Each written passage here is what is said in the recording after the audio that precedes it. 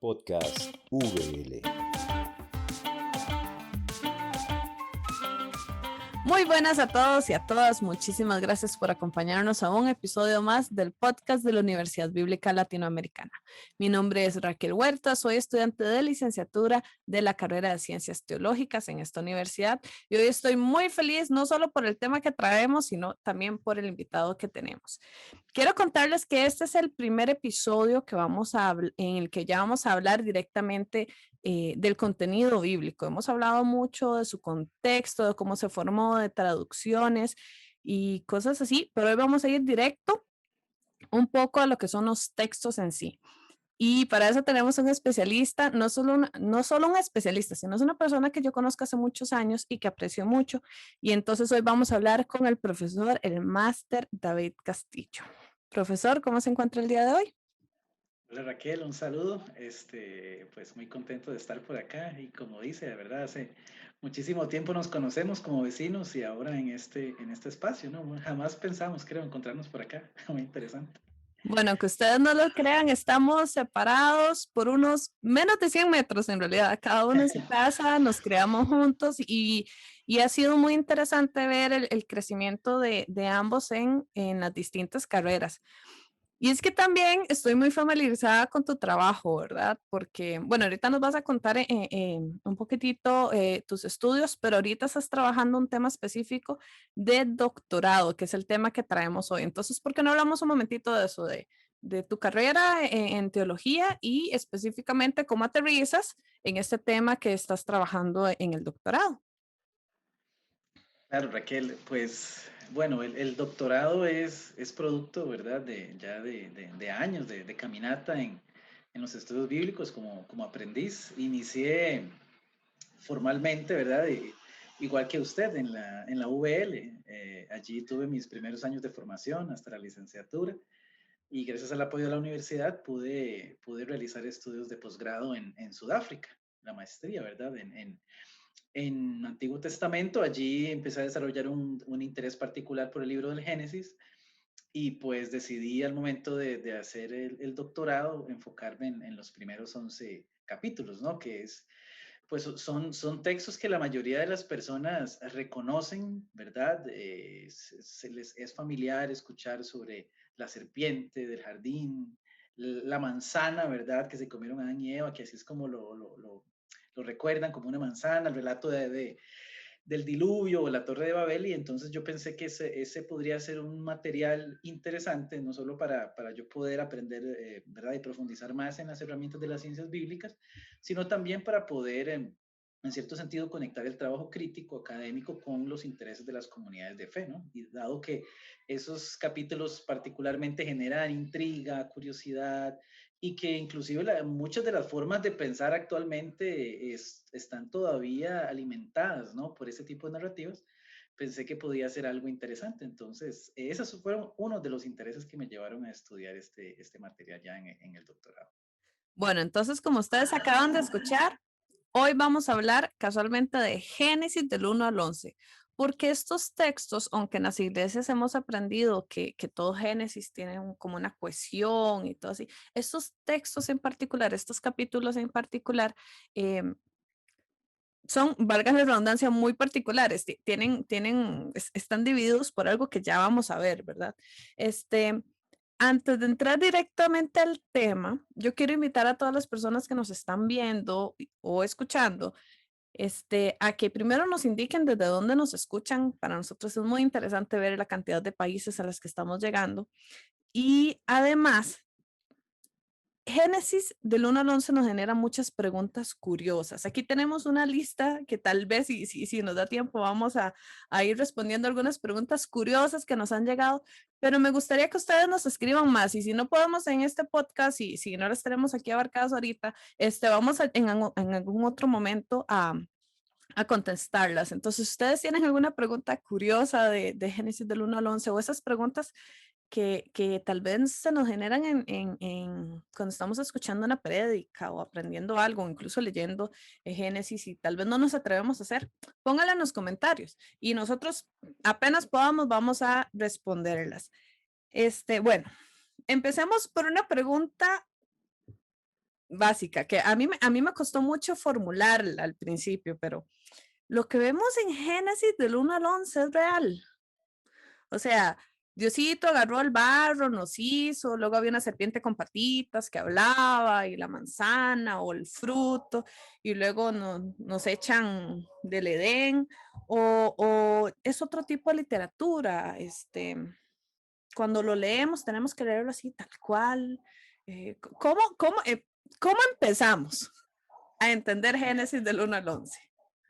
Bien, no, pues es la pregunta creo que siempre se hace, ¿no? No solo de Génesis del 1 al 11, sino de los relatos bíblicos en general. Las personas ingresan, pues usualmente debatiendo si el contenido que están leyendo es un contenido que pueden y deben asumir tal cual, o si debe haber algún tipo de mediación y de comprensión distinta. Cuando a mí me preguntan, porque usualmente plantean la pregunta, ¿es la Biblia real o es este texto real o es este libro real o este pasaje? Yo lo primero que les digo, ¿verdad? En son de broma y en serio, es que claro que es real, o sea, está en unas páginas, es un relato, ¿verdad? Pertenece a una tradición religiosa, ¿verdad? Primero judía, que luego fue legada y asumida por el judeocristianismo y el cristianismo posterior, y pues son relatos, son parte de la memoria, de la tradición, ¿verdad? Entonces, inclusive del inconsciente colectivo, el consciente colectivo, son reales en ese sentido. Ahora, la pregunta más precisa es por historiografía, ¿verdad? Y esa idea, ¿verdad? De que si podemos leer estos textos como formas de explicar los orígenes, ¿verdad? De la humanidad como tal, y recordando inclusive que una de las Biblias más antiguas, de las tradiciones que tendemos a llamar tradiciones más conservadoras, más fundamentales, en sentido, digámoslo así, en términos descriptivos, tienden inclusive a poner Génesis y colocar el año, ¿verdad? Usualmente le ponen el año 4000 y algo, y con esa entrada quieren dar a entender que su comprensión de esta literatura es que en efecto es una literatura que explica de dónde venimos, ¿verdad? De dónde venimos de manera literal, ¿verdad? Cuando ponemos la mirada desde los estudios bíblicos, una explicación de este tipo, ¿verdad? Que vincula los relatos de Génesis 2:3, la primer pareja, ¿verdad? O de la fundación del cosmos en Génesis 1, o el origen de las lenguas en el relato de la historia de la Torre de Babel o del diluvio, pues las cosas cambian, ¿no? Las cosas cambian porque los estudios bíblicos nos recuerdan que dentro de distintas, digamos, entre distintos aspectos que los textos bíblicos tienen su propio, o sea, son literatura, y al ser literatura están escritos a partir de una forma o un género literario, ¿verdad? Y la mayoría de estudiosos concuerdan, es muy difícil encontrar específicamente historiografía, ¿verdad? Tal cual como la conocemos hoy en la época moderna en los relatos bíblicos. Entonces, de entrada, no, ¿verdad? Leer los textos de Génesis del 1 al 11 como la explicación de dónde viene el ser humano, tal cual, como si fuese un tratado, ¿verdad? Al estilo del Big Bang, de dónde vino el mundo. No se sostendría hoy, ¿verdad? No se sostendría hoy con el pensamiento de la modernidad. Entonces tendríamos que entrar con otra clave, porque los textos están ahí, están puestos al inicio, quieren explicar de dónde viene la pareja, quieren explicar de dónde viene el mal, quieren explicar cómo se repartieron los pueblos por el mundo. Sí, hay unas explicaciones, ¿verdad?, que reflejan ese interés en esos textos, pero decir hoy que podemos tomarlos como tratados históricos hoy sería un error que es habitual, pero que desde el siglo XVIII viene, ¿verdad?, digámoslo así, aclarándose con los distintos abordajes críticos. Bueno, yo sé que tal vez algunas personas que nos están escuchando pueden sentirse un poco escandalizadas con lo que acabamos de escuchar, ¿verdad? Porque en las iglesias y por tradición nos han enseñado a leer estos textos de forma literal.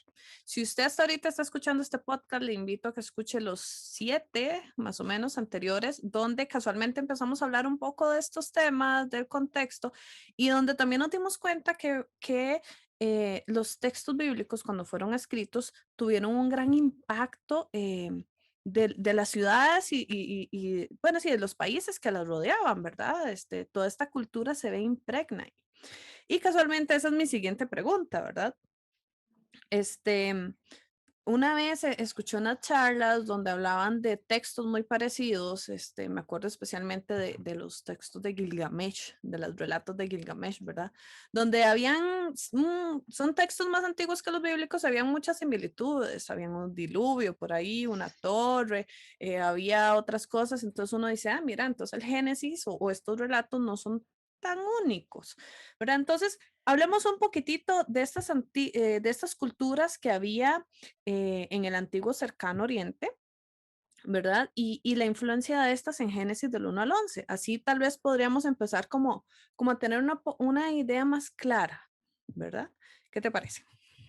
No, por supuesto, y es que esta segunda pregunta está muy relacionada a la primera en términos de fondo, porque, digámoslo así, el valor de los textos bíblicos en algunos círculos se ha transmitido o ha adquirido significado a través de que representen tal cual un momento, ¿verdad?, de la historia en su nivel que llamamos literario. Lo que cuentan es lo que pasó, y si eso no puede afirmarse, el texto bíblico pierde sentido, pierde sacralidad, por un lado, ¿verdad? Y por otro está el sentido de la unicidad, o sea, no hay nada que se compare al texto bíblico. Si hay algo que se compare al texto bíblico, el texto bíblico pierde valor. Estas dos ideas, podríamos decir, son producto más de los colectivos que han abrazado la Biblia, ¿verdad? Y del movimiento cristiano, si usamos términos generales, que del texto bíblico mismo. No sé si me explico. La Biblia nunca demandó, ¿verdad?, una voz de unicidad, tal vez desde su misma concepción de los relatos, ni tampoco buscó explicarse como la única, digámoslo así, fuente que buscaba con fines historiográficos explicar de dónde viene el mundo. Y la comparación con la literatura del entorno, ¿verdad?, del antiguo cercano oriente, contribuye por lo menos a levantar, a echar, como decimos, más leña al fuego, ¿no? A poner más preguntas, al menos, aunque no existan más respuestas. ¿Por qué los autores y los biblistas han elaborado esta idea de que estos textos de Génesis del 1 al 11 no pueden ser catalogados como verdad, explicaciones fundantes de los orígenes de la humanidad? Bueno, sabemos que la humanidad es mucho más antigua que 4.000 años. Y segundo, la arqueología, los estudios de la historiografía han permitido comparativamente ver cómo los relatos de la Biblia tienen una correlación muy importante y en algunos casos una dependencia de otras culturas más antiguas, con mucho más tiempo que el pueblo de Israel de tener escritura, de intentar explicar el mundo, de intentar explicar el origen, y que han planteado, digámoslo así, líneas generales en su comprensión del origen del mundo. Es así, por ejemplo, y esto especialmente fue un debate muy interesante en el siglo XIX e inicios del siglo XX. Inclusive un autor le puso la controversia entre Bible y Babel, ¿verdad? Entre la Biblia y Babel, casualmente, que quiere decir, ¿verdad?, Babilonia, que es una de las culturas del entorno de Mesopotamia. ¿Qué sucede con esto? Bueno, llega un momento, ¿verdad?, en la historia humana que algunos investigadores, arqueólogos van y encuentran, especialmente en el siglo XIX, se encuentra una tablilla donde se empieza a leer, esta misma se encuentra, ¿verdad?, en territorio de Mesopotamia, ¿verdad?, lo que conocemos hoy como Irak, y empiezan a leer una historia muy similar a lo que tenemos en el relato de Noé.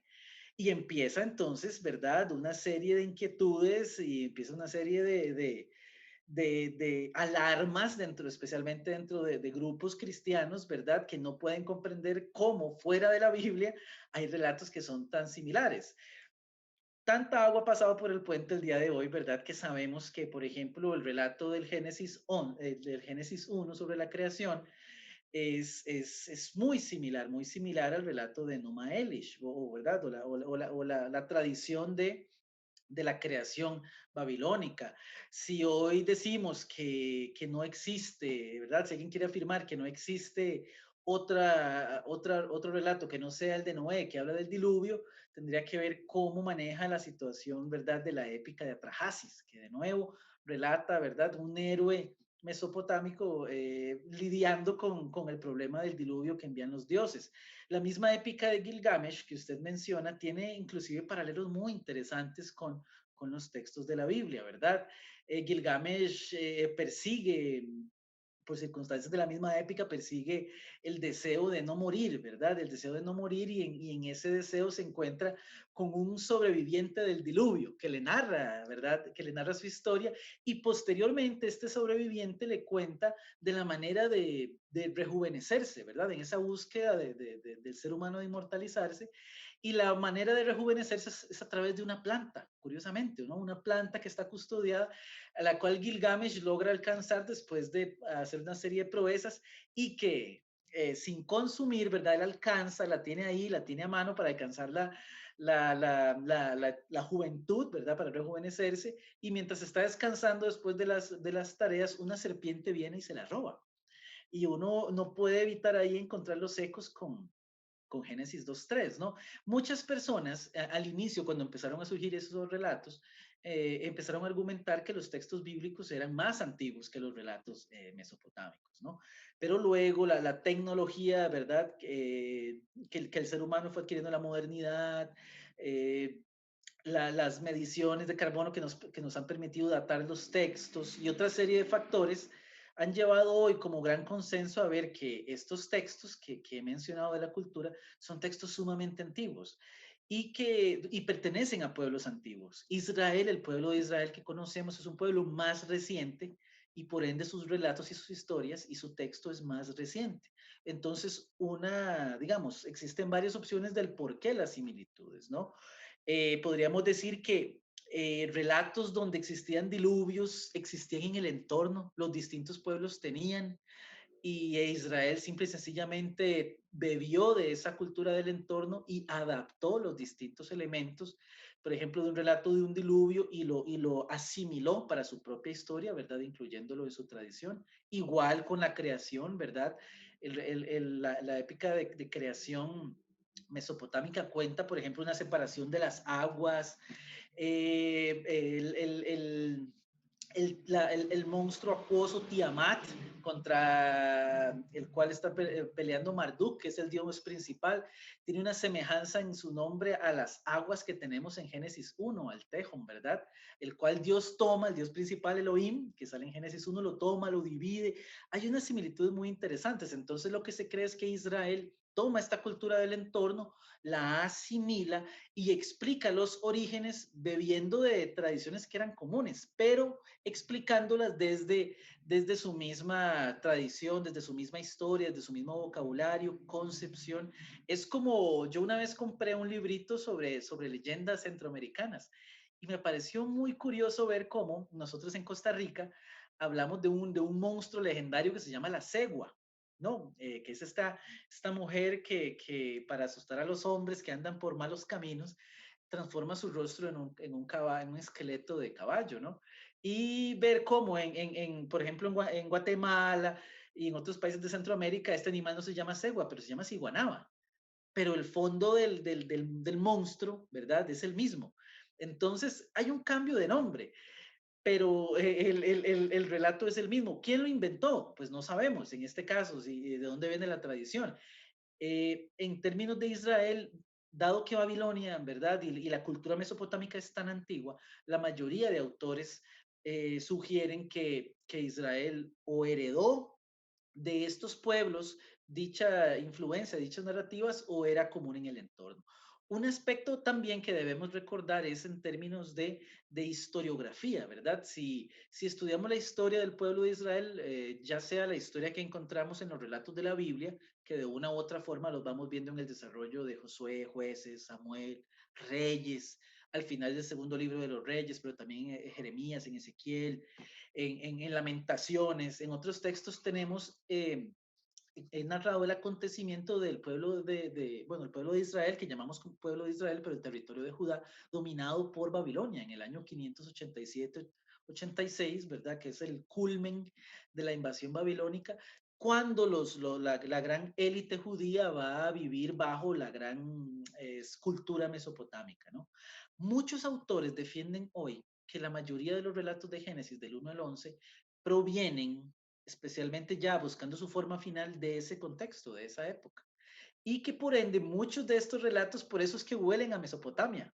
Por eso es que Babel aparece en Génesis 10, por eso es que Babel aparece en Génesis 11, por eso es que existe el relato de la serpiente, por eso es que Génesis 1 se parece tanto a la época a la épica del Enuma Elish, porque en un momento fundamental de la historia de Israel, cuando se están poniendo por escrito muchos textos, surge esta influencia mesopotámica y entonces de una u otra forma marca, ¿verdad?, al pueblo como tal. Esto nos dice, otra cosita breve, que los textos de Génesis del 1 al 11 no son textos muy antiguos, ¿verdad?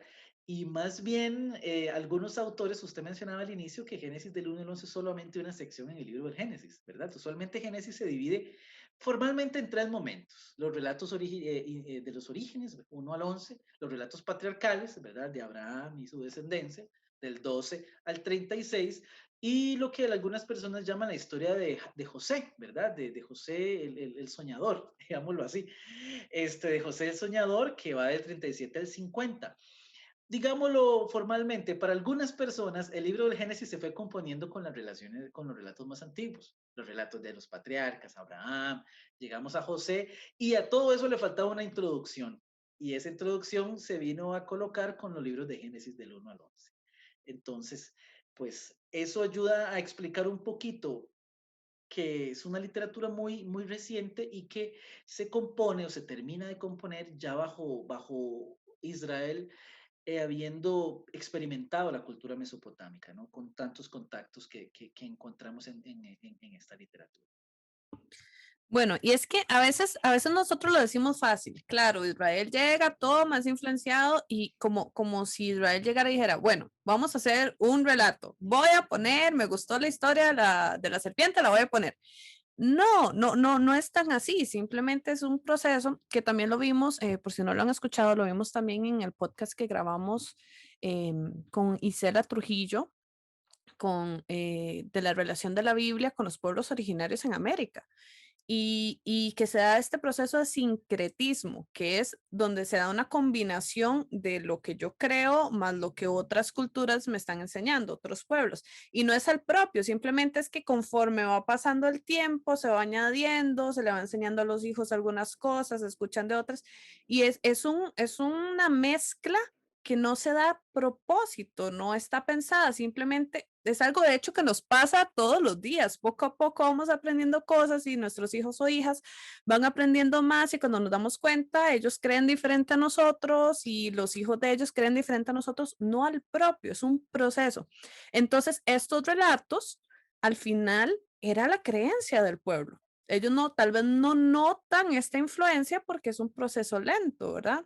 Ahorita nosotros lo decimos fácil, pero creo que es importante notar que es un proceso que se da. Entonces, ¿quién escribe estos libros? Y para mí algo muy importante, si no lo leo tal cual, si no lo creo así como palabra por palabra que pasó, entonces, ¿qué relato estamos hablando? ¿Qué tipo de género literario estamos hablando? ¿Es Claro. leyenda? ¿O tiene un género? No, es que es muy interesante porque creo que eso nos ayuda a ubicarnos un poquito también. Sí, Entonces, sí, ¿qué, por qué estamos supuesto. leyendo? Sí, por supuesto. Para ver, bueno, el asunto va de la mano, ¿verdad? En términos de la composición y el género literario y todos los elementos que usted ha señalado sobre, ¿verdad? Sobre este proceso de construcción de lo que llamamos memorias ya escritas, ¿verdad? De tradiciones del pueblo que van surgiendo de la, digamos, de la vida de Israel como tal, no solamente en sus raíces semitas, sino, ¿verdad?, de luego en sus contactos con el entorno. Hay una amalgama, ¿verdad?, de fuentes allí que influencian la producción de estos relatos. A veces para explicar necesitamos categorías y necesitamos ¿verdad? Conceptos y teorías que dividen lo que en la práctica no está dividido. Y eso pasa, por ejemplo, cuando queremos hablar un poco de la composición y del género literario. Porque estamos hablando, y debemos recordar esto, tal vez estamos hablando de teorías, mejores o peores, pero teorías, ¿verdad? Porque estamos intentando explicar un texto antiguo. Muchas veces no tenemos muchas fuentes, solo tenemos el material que hemos heredado.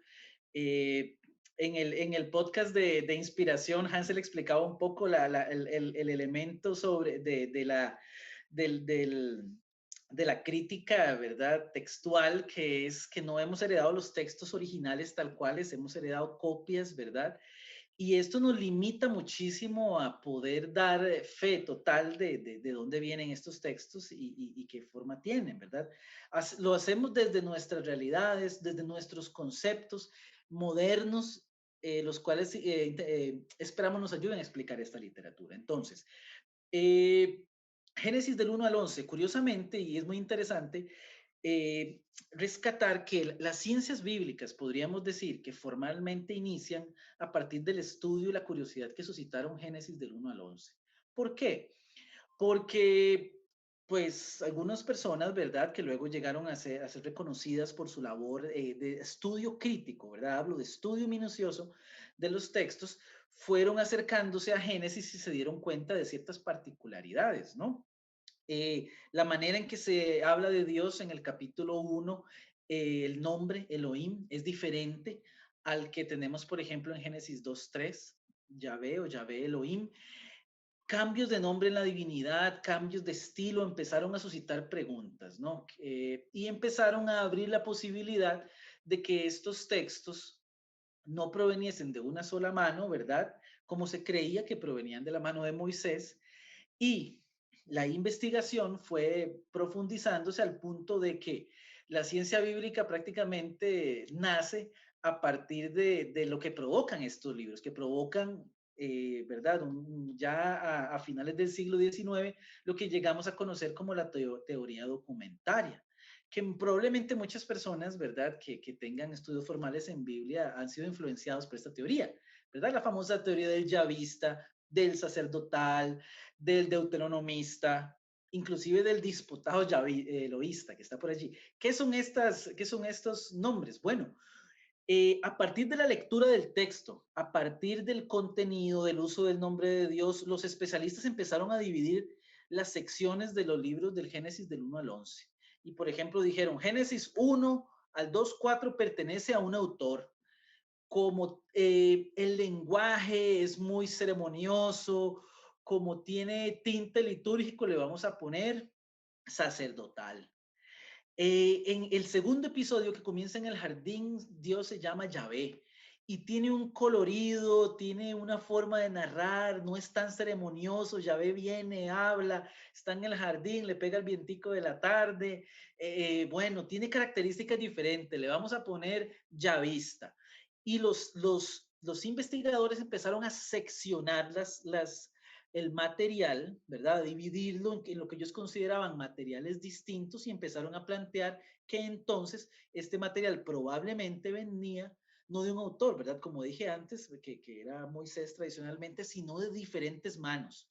Como no había forma de saber quién lo había escrito, le empezaron a asignar nombres a partir de sus análisis. Entonces, a los que tenían las características de Génesis 1, como digo, ceremonial, usando cierto lenguaje, litúrgico, cúltico, le pusieron sacerdotal. Al que tenía interés, ¿verdad?, en aspectos más donde la divinidad se acercaba más al ser humano, le pusieron yavista. Por lo menos en Génesis del 1 al 11, esos eran los dos grandes rostros. Estos autores siguieron hasta, ¿verdad? Continuaron con el Pentateuco, siguieron más adelante y allí surgieron los nombres del deuteronomista, del eloísta, ¿verdad? Que eso sería para otro momento, otra ocasión. Pero bueno, entonces, ¿qué es lo que pasó? Al darles nombre, luego les dieron fecha. Y ellos dijeron, ¿verdad? Estos investigadores dijeron, bueno, nos habían dicho que estos textos eran antiquísimos, escritos por Moisés, probablemente en el siglo XII, que era donde se fechaba, ¿verdad? Del siglo XIII, siglo XII se fechaba la existencia de Moisés. Y empezaron a decir, no, no, no, mira, el contenido, el lenguaje, las características nos hacen sugerir que estos textos vienen de dos contextos específicos. Los yavistas, y gracias a Von Rad y otros, ¿verdad? Ya en el siglo XX, insistían, los yavistas eran colocados en torno al siglo X, en la época salomónica, lo que consideraban la época de oro, en la corte de Salomón. Fue el rey Salomón y su corte los que pusieron por escrito estos relatos tan curiosos de el jardín de Caín y Abel, de los hijos de Noé, y por otro lado, los textos que tenían más ¿verdad? Un tinte cúltico litúrgico los asociaron a una época cuando el templo y no el palacio adquirió mayor preponderancia en Israel, que fue la época del exilio babilónico. Entonces se trajeron al sacerdotal y dijeron, estos textos de Génesis 1, algunas secciones de la historia de Noé,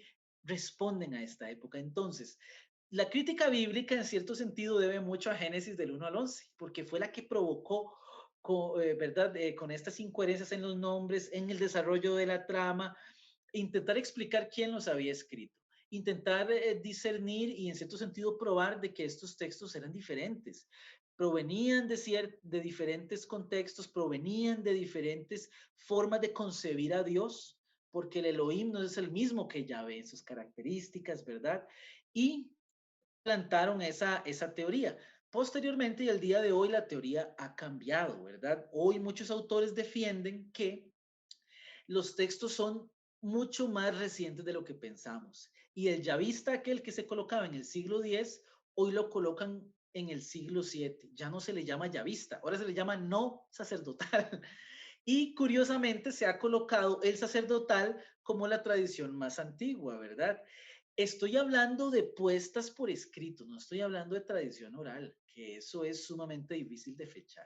Entonces, al día de hoy, muy pocos autores, si ustedes van y buscan un libro, por ejemplo, ¿verdad? Que estudie sobre el Pentateuco, ya un texto reciente, o un texto del Génesis, intenta explicar de dónde vienen esas historias, es muy curioso, ¿no? Porque ya no hablan de yavistas, sí hablan de sacerdotal, hablan de no sacerdotal, o sea, estamos en una época donde no se le puede dar nombre porque no se sabe muy bien qué es, pero que ha ido cambiando la teoría. Lo que sí sabemos es que los textos reflejan contextos históricos, ¿no? Y con eso vamos al género literario. No podemos decir formalmente que Génesis del 1 al 11 tiene la historiografía como la comprendemos hoy, ¿verdad? Si tuviésemos que decir, bueno, ¿cómo leemos este tipo de relatos? Bien, hay diferentes formas de verlo.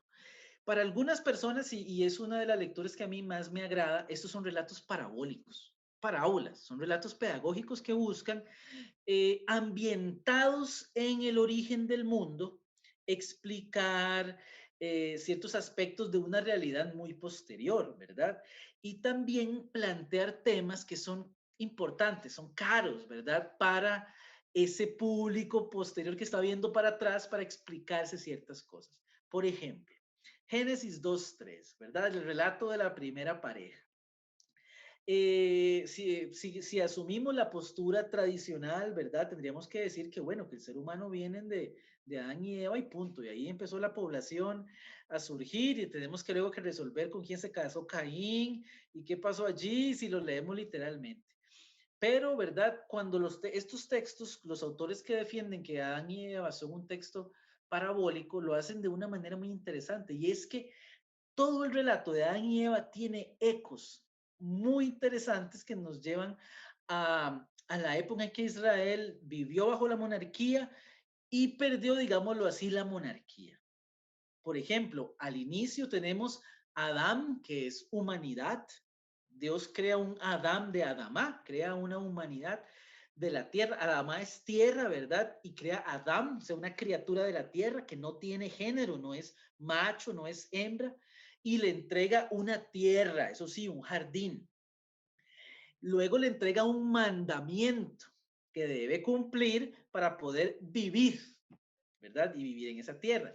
Pero este Adán, ya con Adán y Eva, rompen ese mandamiento. Y el castigo es el perder la tierra y ser exiliados. Esas escenas que yo he retratado, si las personas han leído desde los relatos que van desde el Éxodo hasta Reyes, o sea, la salida de Egipto, la dádiva de la tierra, la promesa de la tierra, luego la dádiva de los mandamientos, a mano de Dios ¿verdad? Hacia el pueblo de Israel. Luego, las constantes desobediencias de los mandamientos que van, digámoslo así, en Jueces, Samuel, Reyes, hasta que llega el colmo y en Reyes se pierde la tierra y el pueblo va al exilio. Alguna gente dice que no tenemos que buscar en Adán y Eva a los orígenes de la humanidad como concebimos hoy, ¿verdad? En la modernidad, sino una parábola donde Israel está mirando para atrás y dijo, ¿en qué momento Dios nos dio la tierra, nos dio el mandamiento, hicimos mal y lo perdimos? Y otra gente va más a fondo, ¿verdad? Y dice, pero es que esto no es una reflexión que está haciendo Israel cuando Babilonia lo dominó y le hizo perder la tierra como castigo de Dios, ¿verdad? No, aquí esto no va para toda la gente, aquí hay rostros que son culpables y algunos autores han elaborado mucho que la crítica es a la monarquía, a los reyes y que Adán es una suerte de rey al que se le da todo, al que tiene que guardar y garantizar que se mantiene la tierra a través de cumplir los mandamientos y que es el que falla. Y una de las frasecitas más utilizadas para asociar a Adán y Eva con los reyes es digamos, la pregunta que está relacionada con la pregunta de la serpiente, ¿no? O el ofrecimiento de la serpiente. Dios no es que cuando ustedes coman van a morir, sino que ustedes van a ser como dioses, sabiendo lo bueno y lo malo. Y hay una frase, ¿verdad?, que Salomón dice años después, años después no, en las narrativas de Samuel, que Salomón dice en una oración que él tiene en Gabaón, en el santuario de Gabaón, donde él pide a Dios la sabiduría, el conocimiento de lo bueno y lo malo. Esa frase más atestiguado en la literatura del mundo antiguo. No hay nadie que quisiera parecerse más a Dios como un rey. Los reyes eran los que pensaban que no tenían límites, ¿verdad? Que se endiosaban. Hizo sugerir a varios autores que hacen esta lectura política que lo que se está criticando en Génesis 2:3 es básicamente el endiosamiento de los reyes de Israel. Y que fue el endiosamiento de los reyes de Israel y su insistencia en romper los mandatos de Dios, el mandamiento, lo que llevó a Israel al exilio, o a Adán y Eva como prototipos de humanidad y prototipos de Israel a ser expulsados del jardín, ¿verdad? Y así Caín y Abel, así la Torre de Babel, así el relato del diluvio, todos estos son explicados a través de relatos parabólicos que buscan que el pueblo reflexione de sus acciones del pasado y se acerquen más a lo que Dios busca representar. Por otro lado, hay otro tipo de género literario que esto es señalado por autores como Joseph Blenkinsop. Ese señor tiene una obra muy interesante sobre el Pentateuco y él dice que Génesis del 1 al 11 en su totalidad tiene digamos, una similitud muy grande a un tipo de literatura que se escribía en el mundo antiguo, especialmente en Mesopotamia, de nuevo, que se llamaba, que ellos, más bien los especialistas lo nombraron historias de los orígenes, y que las historias de los orígenes, de nuevo, cuentan de dónde viene el mundo, pero no lo cuentan en términos generales. Y, por ejemplo, algo muy curioso es que los relatos de Babilonia cuentan de dónde viene el mundo, y viene el Dios principal y va a crear el mundo. Pero curiosamente, cuando Él crea el mundo y crea el cosmos, siempre en estos relatos de creación, estamos llenos de agua, sale un monticulito de tierra. Y en ese monticulito de tierra se crea una estructura, que es el templo palacio. Y por ende, el rey sacerdote. Entonces, en los relatos de los orígenes siempre se dice, Dios creó el cosmos desde el inicio y lo creó perfecto. Lo creó bien, es la creación ideal. Y curiosamente, en esa creación ideal siempre están colocados el templo y el palacio. Y Blenkinsop dice, ¿quiénes son? ¿Dónde se producían estas historias? Bueno, hoy sabemos que escribir y leer no era una habilidad que mucha gente tuviese. Entonces, la mayoría de estos relatos, y en Israel pasaba, vienen de la corte. Y entonces dice Blenkinsop, ¿a quién le interesaría decir que cuando Dios creó el mundo y lo creó todo perfecto, en armonía con la divinidad, creó al templo y al palacio?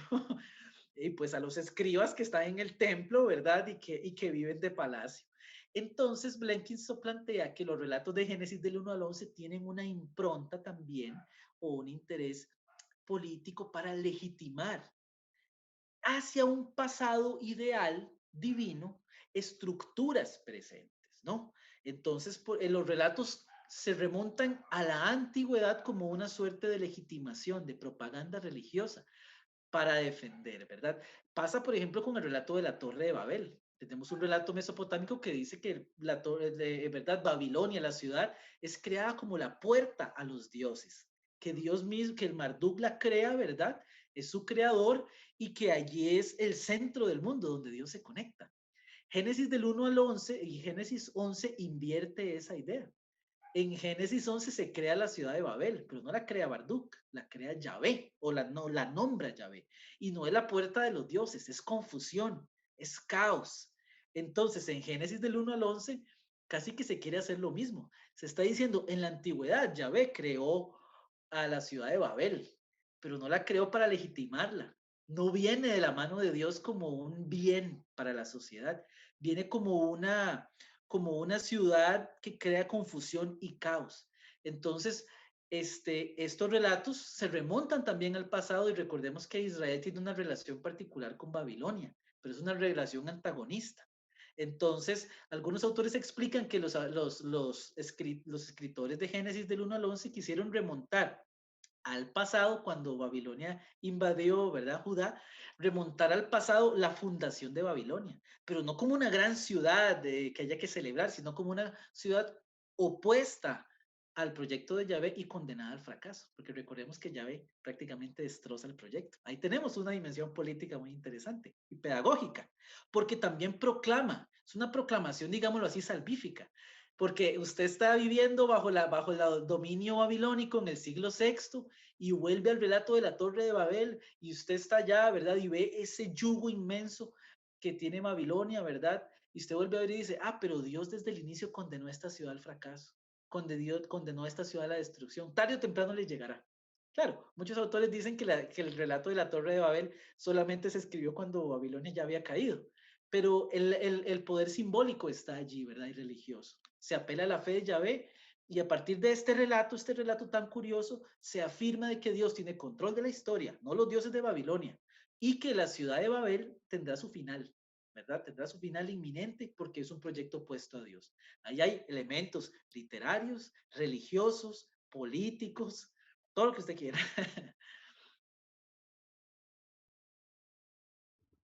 Ok, perdón.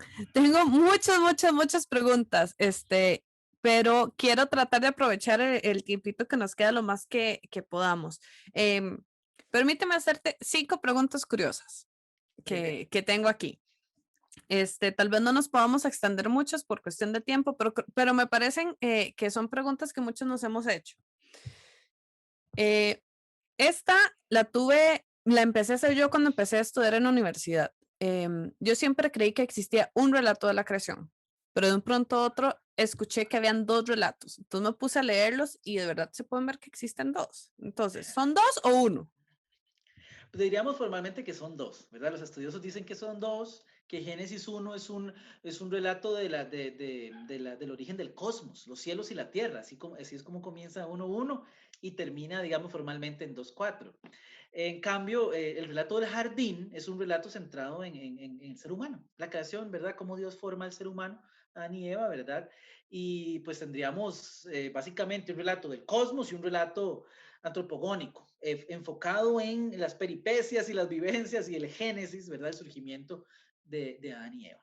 Eso por un lado, sin duda alguna. Luego, el lenguaje, el uso de la idea de Dios, las formas de comprensión, nos dicen que tenemos 2 relatos separados que probablemente se unieron. Inclusive hoy algunos autores defienden que Génesis 2 es producto de Génesis 1, que Génesis 1 planteaba una suerte de idea, un mundo demasiado idealista, un mundo donde todo es bueno, ustedes recuerdan, y que así quiso plantear la creación, pero que el sufrimiento de Israel, especialmente bajo el yugo babilonio, pero Israel como pueblo sufrió muchísimos siglos, ¿verdad? Antes de Babilonia y después.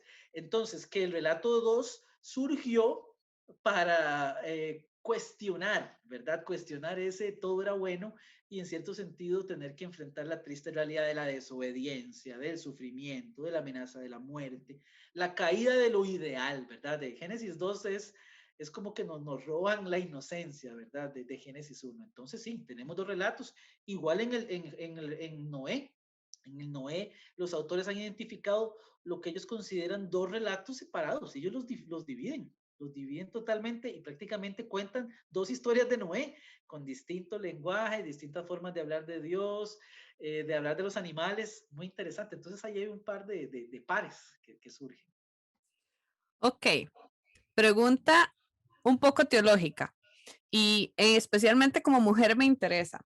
Resulta que cuando yo ya empecé a estudiar un poquito más así, adolescente, a interesarme esto, todo el mundo me hablaba del pecado original y que por culpa de Eva, de una mujer, entró el pecado original a la humanidad. Entonces a las mujeres todavía nos siguen tachando y recordando esto. Pero había un pecado original. Entonces, esto que se habla en Génesis 2 y 3, que se interpretó como pecado original, ¿qué es? Claro, esa es una pregunta muy interesante. Podemos hablar en términos teológicos del cristianismo, ¿verdad? Dentro del pensamiento cristiano, la idea de pecado original es fundamental, ¿no? Se explica de nuevo desde los orígenes, concibiendo que Adán y Eva fueron los primeros seres humanos, ¿verdad? Se concibe que es la primera pareja que por su desobediencia a Dios, pues genera una ruptura irreconciliable, ¿verdad? Y saca a la humanidad de ese espacio de vida ideal, ¿verdad? Y paradisiaco, en cierto sentido, en vínculo con Dios, el Creador. El cristianismo fortaleció, ¿verdad? Fortaleció esa idea y la contrapuso luego a la lectura que hicieron las comunidades cristianas de Jesús, ¿verdad? De lo que llamamos la pasión de Jesús, que la encajó muy bien en lo que llamamos narrativa, ¿no? Esa forma de explicar algo. El pecado original es necesario porque luego Jesús se convierte en quien limpia ese pecado original y todo encaja, ¿no?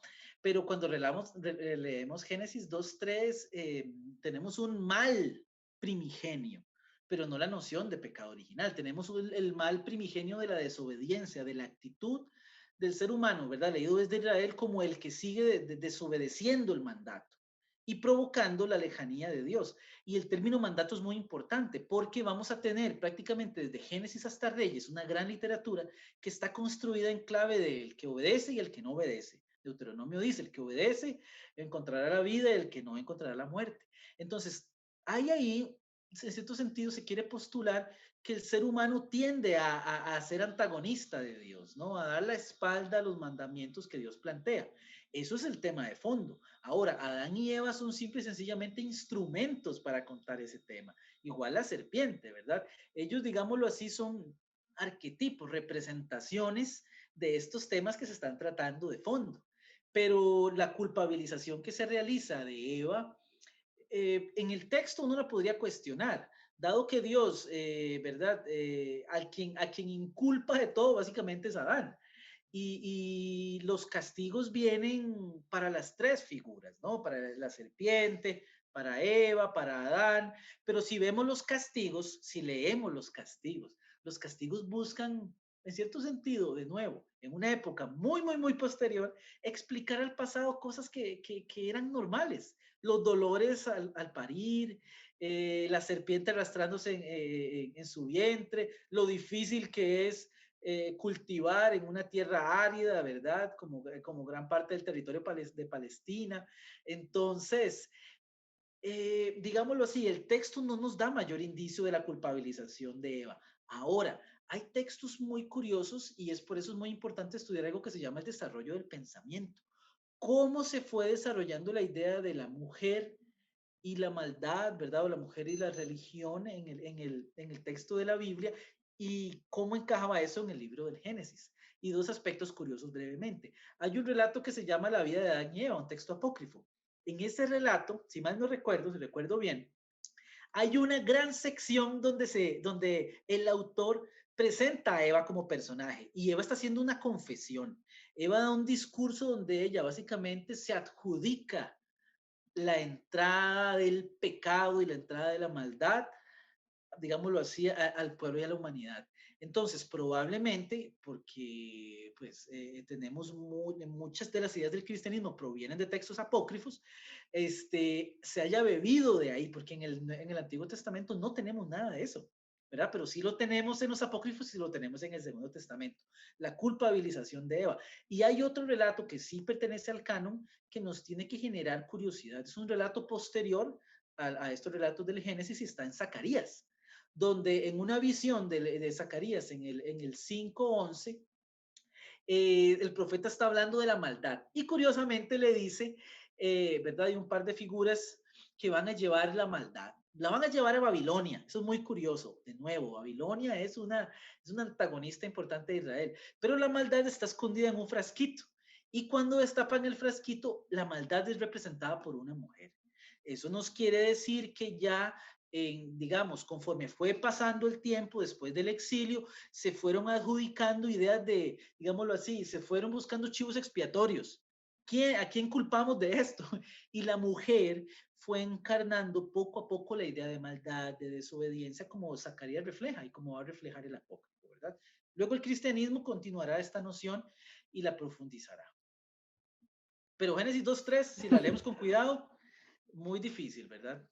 Sí, hasta el día de hoy nos siguen culpando Al muchas día de veces. hoy. Correcto. Por eso es muy importante hacer lecturas muy cuidadosas, ¿verdad?, de los textos, porque los textos tienen mucho peso, ¿verdad?, en nuestra sociedad y especialmente en grupos religiosos. Por eso es que estos autores también se devolvían al pasado y explicar de dónde venían las cosas, porque el pasado remoto, el pasado inicial, marcaba, digámoslo así, la pauta o se comprendía como que Dios estaba marcando la pauta, ¿no? Era un inicio ideal que Dios iba tejiendo con su mano. Y entonces, lo que Dios tejía negativo iba a ser negativo. Lo que Dios tejía positivo iba a ser positivo. Y ya quedaba como la marca de Caín, sellado y no hay quien se lo quite, ¿verdad? Bueno, hay algo que yo sí quiero resaltar de lo que dijiste, este, porque me parece sumamente importante, y es que muchas de las creencias que nosotros tenemos del cristianismo no vienen necesariamente de los libros que tenemos canonizados en la Biblia. Y esas son discusiones que yo tengo constantemente entre mi grupo de personas con las que me relaciono, porque se habla mucho de palabra de Dios y las creencias y creemos que todo está ahí, pero lo que hablábamos antes, hemos tenido un proceso de sincretismo con otras cosas, con otras culturas y con otras literaturas que no nos hemos dado cuenta. Entonces, mucho del imaginario cristiano que nosotros tenemos no necesariamente viene de una fuente tan cristiana. Pero bueno, Podríamos decir tal vez, perdón, brevemente, que si usamos las herramientas de las ciencias bíblicas, uno no podría decir que lo que decimos hoy de Adán y Eva es lo que quiso decir su autor original, que eso es muy difícil de saber. Pero lo que sí tenemos que recordar es que si un texto como el de, no sé, Adán y Eva se escribe en el siglo VII, ¿verdad? Antes de la era común o un poquito después, o sea, ya editado después, muchas comunidades lo han ido leyendo, releyendo e interpretando en sus nuevos contextos. Y las comunidades en el siglo I, los cristianos, en la Edad Media, en el siglo V, y nosotros hoy bebemos de todo ese, digámoslo así, esa tradición interpretativa. Entonces, eso explica un poco la lectura. Lo que tenemos es una pluralidad de lecturas, ¿verdad? Que hemos ido acumulando a lo largo de la historia. Y ya de remontarnos al pasado es muy difícil y a lo original. Tenemos esta pluralidad, unas mejores y otras peores, ¿verdad? Ahí es donde entramos como creyentes a elegir o como estudiosos también, ¿verdad? Del texto. bueno, me muero por hacer tres preguntas chiquititas que tengo aquí. Yo sé que ya el tiempo, hace rato estoy viendo el reloj, yo sé que ya se nos está acabando el tiempo, pero te las voy a hacer de un solo tiro porque son tres preguntas curiosas. La primera, ¿por qué Adán y Eva se comen una manzana? Y era una manzana. Esa es la primera. La segunda, que casualmente ahora lo mencionaste, ¿con quién se casó Caín? Si asumimos que Adán y Eva eran los primeros, ¿de dónde salen las esposas para Caín y después para Seth? Y luego, esta pregunta me hizo demasiada gracia y por eso te la voy a hacer, porque me parece muy cómica. Meten un montón de animalitos en el arca. Después de tantos días metidos en el arca, ¿dónde hacían las necesidades de esos pocos animalitos? Incluso las personas que viajaban en el arca. Yo sé la pregunta, pero me hace demasiada gracia. Entonces, tres preguntas curiosas para luego pasar a las conclusiones. Claro, bueno, las dos y la tres creo que las podemos responder juntas, ¿verdad? Pero la primera, la manzana, hay un autor que explica esto muy bien, que se llama Ariel Álvarez. Yo sé que va a llegar el momento para la bibliografía, pero es un error de traducción, ¿verdad? Que pasa en el latín, tiene que ver con el término malum, y al final de cuentas se confunde una palabra o se interpreta, ¿verdad? Del término hebreo como llega en latín, se convierte en manzana, y básicamente lo que le damos es la noción de manzana, ¿verdad? Pero si leemos nuestras Biblias ya hoy traducidas con mucho cuidado, eso no existe, ¿verdad? No es una manzana. El fruto, eso sí, el fruto es simple y sencillamente una representación, ¿verdad? Si vemos el texto de Adán y Eva como una parábola, como un texto que quiere enseñarnos aspectos profundos más allá de esos elementos, pues el fruto y el árbol tienen esa representación del límite humano, ¿verdad? Del límite que el humano no debería transgredir, que puede ser, por ejemplo, el límite que Caín transgrede, que es tomar la vida de otra persona. En teoría, la vida solo le pertenecería a Dios, y el fruto es lo que tiene el mismo valor que lo que Caín hace, ¿verdad? De transgredir un límite, pasar un límite, que pasa de nuevo en la Torre de Babel, ¿no? Quieren una torre que llegue hasta el cielo. Eso se repite mucho en Génesis del 1 al 11 como relato pedagógico. ¿Con quién se casó Caín? Es lo mismo de donde hacían sus necesidades las palomas y los becerros y todos los animales del arca. Bueno, que no esté mencionado quiere decir que el autor no le interesa mucho, ¿verdad? Porque tal vez no es parte de lo que él quiere, de lo que le interesa en su relato. Esas son las preguntas que desde la modernidad o desde la lógica nos haríamos. ¿Qué es eso tan raro? Especialmente la de Caín. ¿Con quién se casó Caín? Solo hay 2 seres humanos, Adán y Eva. Luego tienen solo 2 hijos varones. ¿Cómo va a seguir la especie humana? Esa es una razón más, el sentido común para decir, tal vez estos relatos no me quieren decir de los orígenes, ¿verdad? Porque no me están dando campo para maniobra. Ahí no hay dónde más maniobrar. Mucha gente ha querido decir, no, es que Caín y Adán y Eva habían tenido hijos en el paraíso, en el jardín. No, es que que los ángeles, que no sé qué. O sea, no. Los textos de la Biblia tenemos que leerlos primero con sus elementos. Y si no nos están dando estos elementos es porque probablemente no hay mucho interés. Los autores bíblicos nos dan los elementos que les interesan para su mensaje. Yo escuché una vez por allí, no recuerdo, que en una obra de teatro, cuando se abre el telón, si hay un clavo pegado en una pared, ese clavo juega una función. Y alguien, aunque se va a colgar un sombrero, una corbata, lo que sea, pero ese elemento no está ahí porque a alguien le pareció vacilón pegar un clavo. En la Biblia pasa muy similar. Vamos a encontrarnos cosas que probablemente tengan una función en el relato y van a estar ausentes cosas que, aunque nosotros pensemos que son necesarias, de ahí tal vez el narrador no les consideró importantes. Caín no tiene esposa, no sabemos de dónde, pero tiene un hijo. El autor no le importaba decir nada de la esposa, le importaba decir que Caín tenía descendencia y que la descendencia iniciaba con una ciudad, porque necesitamos que la humanidad siga, ¿verdad? La mujer, ¿dónde quedó? La esposa de Caín. Pues no es una pregunta relevante para el autor.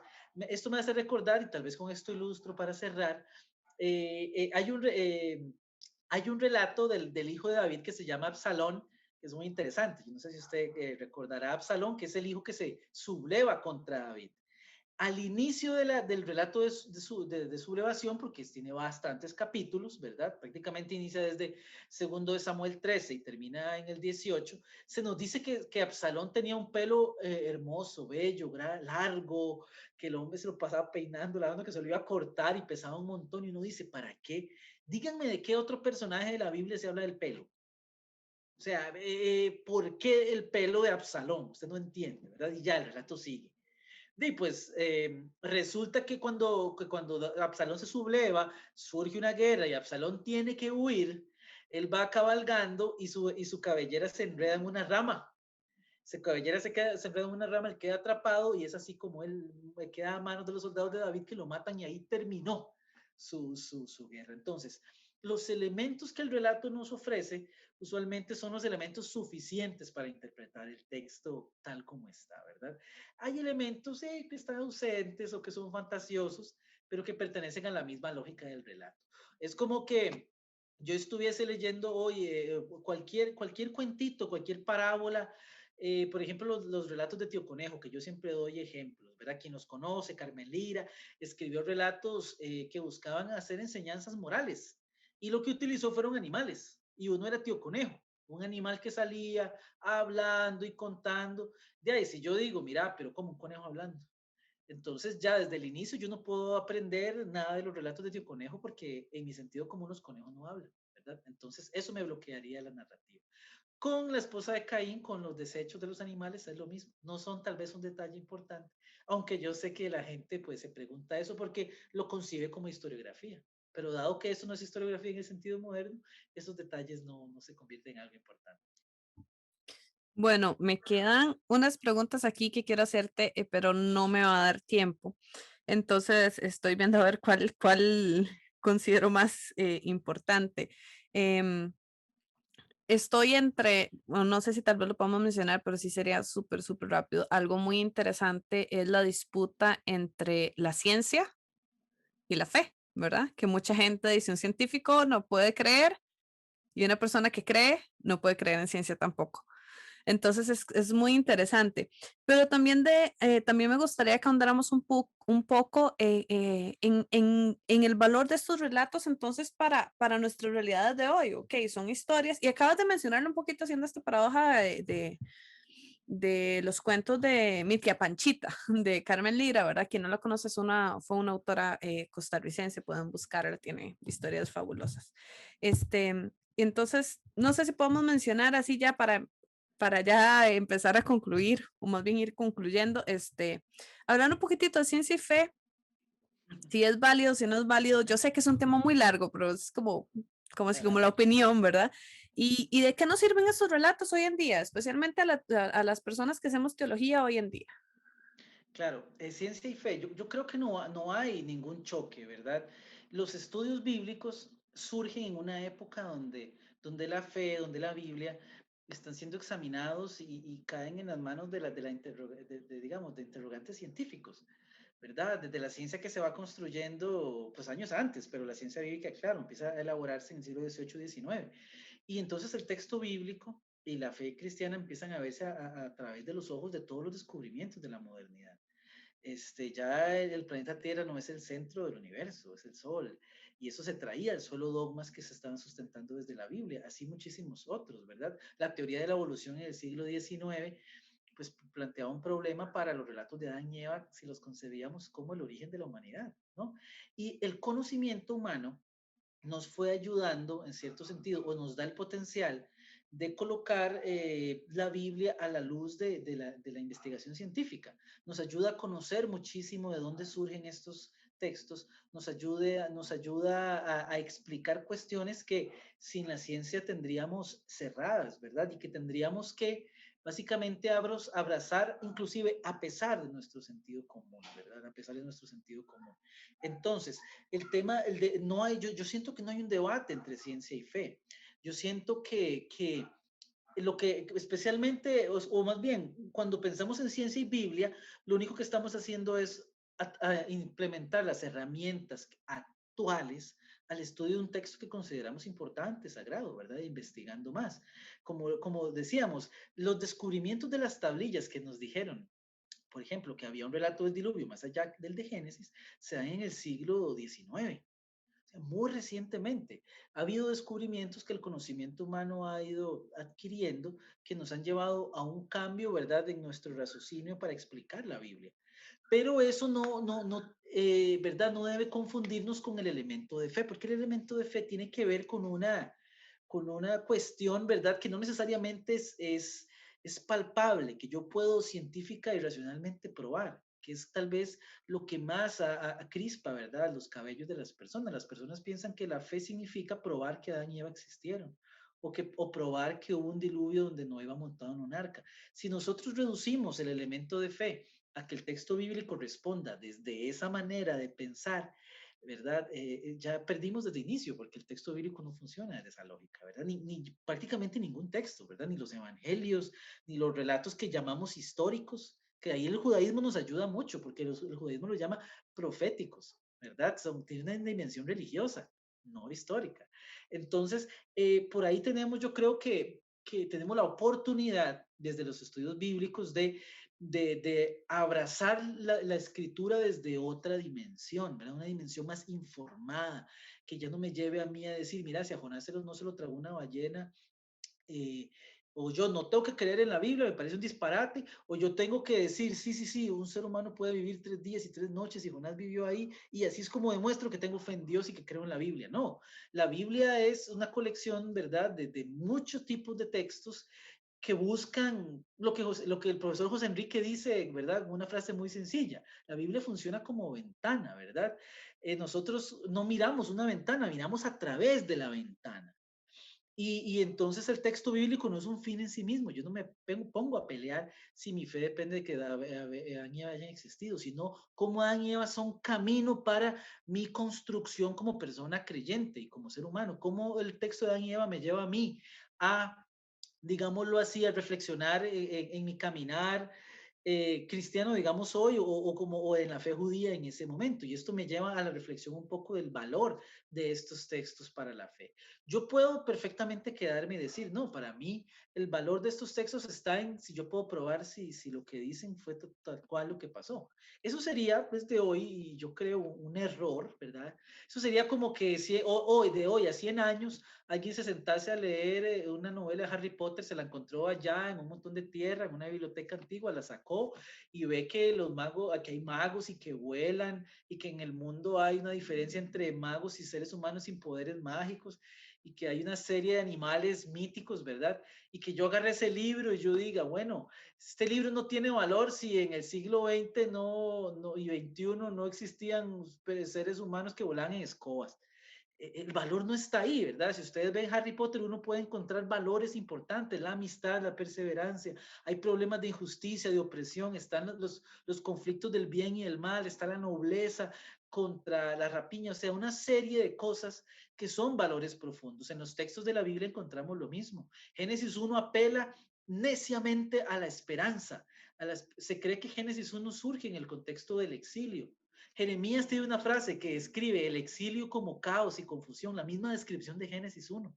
Entonces mucha gente dice que el caos acuoso donde está enterrado, digamos, que Dios hace resurgir, es una lectura del caos que había producido Babilonia. Y que Génesis 1, donde Dios va acomodando todas las cosas en su sitio y planta una creación donde todo es bueno, es, digámoslo así, una apuesta de fe del pueblo de Israel que está diciendo de ahora en adelante, después de este momento traumático, saliendo de Babilonia, adelante hay cosas buenas. Dios nos espera con un futuro bueno. Eso pastoralmente tiene un valor muy importante, ¿verdad? Sabiendo que aunque esto fue una crisis nacional y este texto surgió de una crisis nacional, pero también de una crisis individual, ¿verdad? Donde personas perdieron familia, perdieron su arraigo, hubo preguntas existenciales, la pregunta del por qué Dios permitió la guerra, por qué Dios permitió la invasión babilónica, por qué permitió la muerte, la dominación, por qué vivimos hoy en el exilio, una serie de preguntas que nos podemos hacer hoy, ¿verdad? Nosotros, ¿por qué permitió una enfermedad? ¿Por qué la muerte de un ser querido?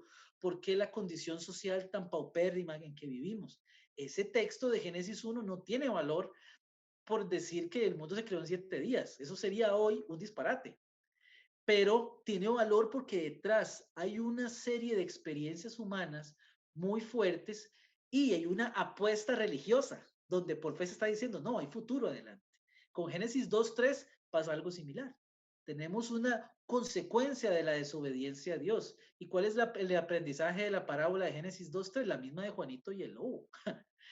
Tenga cuidado, ¿verdad? No le estire tanto el rabo a la ternera porque se le van de consecuencia a lo que usted hace. Con Caín y Abel es lo mismo. Pierde el contacto con Dios, pierde el contacto con las personas, pierde el contacto con la creación y es condenado a vivir solo. Ahí hay aprendizajes muy fuertes, ¿verdad? En la acción de asesinar al hermano de sangre y al hermano social. Entonces, de ahí adelante, muchísimas cosas. Babilonia es una crítica al imperialismo, en fin, el relato de la Torre de Babel. Ahí hay mucho potencial para nuestra vida como creyentes de forma individual y también para la transformación de la sociedad. Bueno, tengo muchas preguntas, siempre me pasa, pero ya lo que no tengo es tiempo. La que no tenemos es Este, tiempo. sí, bueno, ustedes saben, yo siempre le agradezco a Jessica, que es la persona que nos edita, y Jessica me pasa regañando, ¿verdad? Raquel, mucho tiempo, mucho tiempo. Es que es muy interesante lo que estamos hablando. Por cierto, un saludo a Jessica y a Karen, que son las personas que y a la profesora Eli, que somos el equipo de trabajo que está detrás de este podcast, y a los profesores que siempre nos apoyan en todas estas. David, profe David, últimas palabras para despedirnos. Yo sé que habíamos hablado de una bibliografía, les prometo